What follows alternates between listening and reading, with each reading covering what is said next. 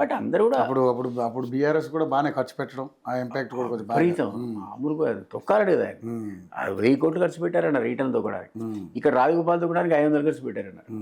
అఫీషియల్గానే వాళ్ళు ఒక 1000 కోట్లు పంచారు. ఉప ఎన్నికల్లో 450 కోట్లతో ఖర్చు పెట్టిన బీఆర్ఎస్ గెలవలేకపోయాడులే అప్పుడు. కానీ బట్ జనరల్ ఎలక్షన్ వచ్చేసరికి తారుమారే. తారుమారింది. అప్పటికెళ్ళి వాళ్ళు ఈ ఫోన్ ట్యాపింగ్ ద్వారా ఎక్కడ పోతున్నాయి, ఎక్కడ డబ్బులు పెడుతున్నాడు అని సెట్ ట్యాప్ చేయడం, పోలీసులు సెట్ చేయడం, పోలీసులు ఏజెంట్లాగా వ్యవహరించి వాళ్ళ వాహనాల్లో అది అఫీషియల్ మనీ ట్రాన్స్ఫర్ చేయడం, అన్అఫీషియల్గా పట్టుకోవడం. అది చాలా కాన్స్టిట్యున్సీస్లో ఒక 10-15 కాన్స్టిట్యున్సీస్లో ఫలితాలు తారుమారు చేస్తుంది వాళ్ళ మానిటరింగ్.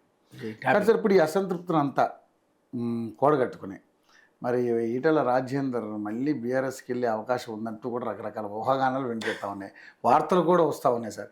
ఏంటి దీని మీద ఏం విశ్లేషణ చేద్దాం మనం? నేనైతే ఈటెల తిరిగి వెళ్తారని అనుకోను. డెఫినెట్గా ఆ పార్టీలో ఘోరంగా అవమానం జరిగింది, ఆయనకి అవమానం జరిగింది. కేసీఆర్ లాంటి వాడు కేర్ కూడా చేయడు అసలు. ఏడు వచ్చాడు పట్టించుకోడు, అసలు మాట్లాడితే వస్తున్నట్టే మాట్లాడు. అసలు కూతురికి అక్కడ గతి లేదు. ఇంకా రాజేంద్ర గారికి ఆయననే పిలుస్తాడు. కూతురే ఒకసారి పిలిస్తే ఆమె అది ఎవరో ఇచ్చారు, ఆయన పోతున్నప్పుడు ఎదురుగా నిలబడితే పలకరీ లేదని వచ్చింది పేపర్లో. అవును. సో అంతా ఇక సొంత కూతురినే కేర్ చేయని వాడు 8 ఉత్తరాలు రాసి చదవనివాడు, 9వ ఉత్తరం లీక్ అయింది రేషన్. అంతమంది 8 రాసిన మనకు తెలియని కూడా తెలియదు. ఆ 8 ఉత్తరాలు చదవనట్టే కదా ఆమె రాసుకుంటూ పోదు. కూతురు 8 ఉత్తరాలు రాయడం అసలు. సో ఆ విధమైన సిచ్యువేషన్లో కేసీఆర్ ఒక స్టైల్ అయింది. ఇటలాదని పిలుస్తాడని అనుకోను. ఈయన సరెండర్ అయిపోతాడని అనుకోను.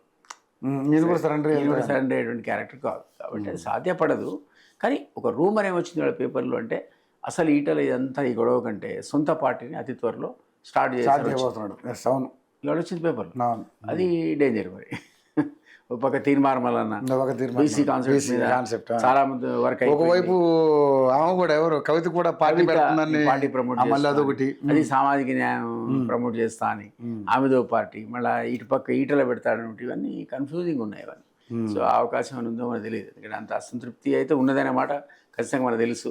అది ఏ లెవెల్లో ఉంది, ఒక పార్టీని ప్రమోట్ చేసే లెవెల్లో ఉందా, మరి తీర్మార్మలన్న ఎక్కడ, ఈటల ఎక్కడ, దీంట్లో మళ్ళీ కవిత ఎక్కడ. కవిత అంటే ఆయన అంటే బై వర్చ్యూ హర్ క్యాస్ట్ ఆమె బీసీ కాన్సెప్ట్లో రాదు. ఇప్పుడు డబ్బులు ఉన్నాయి కాబట్టి, వ్యాక్యూమ్ ఉంది కాబట్టి, ఆల్రెడీ తన పార్టీ బీఆర్ఎస్ తిడుతోంది కాబట్టి, వాళ్ళు ఫెయిల్ అయ్యారు, అక్కడ దయ్యాలున్నాయి, నేను వస్తా అంటుంది కాబట్టి ఇదివరకు ఉన్నటువంటి ఆర్గనైజేషన్ స్కిల్స్ ఉన్నాయి, డబ్బులు ఉన్నాయి. మీకు పాలిటిక్స్లో వాళ్ళు ఏంటి కావాల్సింది? మీకు వాక్చాతుర్యం ఉండాలి, అది మెండుగా ఉంది. దానికి మీరు డబ్బులు ఉండాలి, అవి కూడా మెండుగా ఉన్నాయి.